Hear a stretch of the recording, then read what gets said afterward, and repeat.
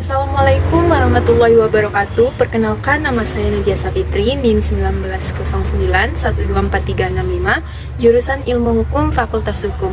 Di sini saya akan menjelaskan jurnal yang berjudul Cooperation Responsibility in Money Laundering Crime, Perspective Criminal Law, Police in Crime of Corruption in Indonesia.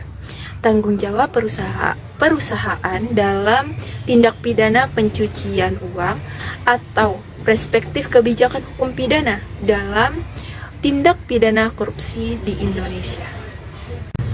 Perlu kita ketahui, tindak pidana pencucian uang secara populer digambarkan sebagai kegiatan menggunakan atau melakukan perbuatan lain atas hasil tindakan pidana yang sering dilakukan oleh kejahatan yang terorganisir atau orang perseorangan yang melakukan tindak pidana korupsi, perdagangan narkotika, dan tindak pidana lainnya untuk menyembunyikan atau mengaburkan asal-usul yang berasal dari hasil kejahatan sehingga dapat digunakan seolah-olah sebagai uang yang sah dan tanpa terdeteksi bahwa uang tersebut berasal dari kegiatan ilegal. Kemudian modus kejahatan yang berkembang sekarang ini, kejahatan tidak hanya dilakukan secara individu, tetapi juga korporasi.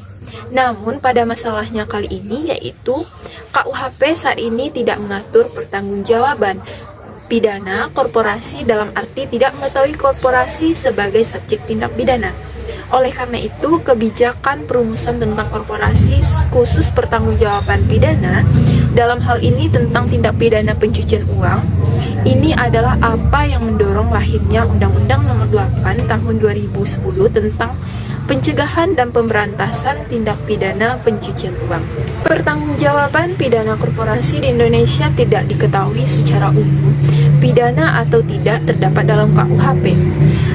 Karena KUHP masih menggunakan subjek kejahatannya adalah orang, bukan korporasi. Namun, seiring dengan perkembangan zaman yang mengarah pada pertumbuhan ekonomi dan kemajuan teknologi di Indonesia diatur dengan undang-undang khusus, yaitu Undang-Undang Darurat Nomor 7 Tahun 1951 tentang kejahatan ekonomi yang dengannya undang-undang ini secara tegas menerima korporasi sebagai subjek hukum pidana.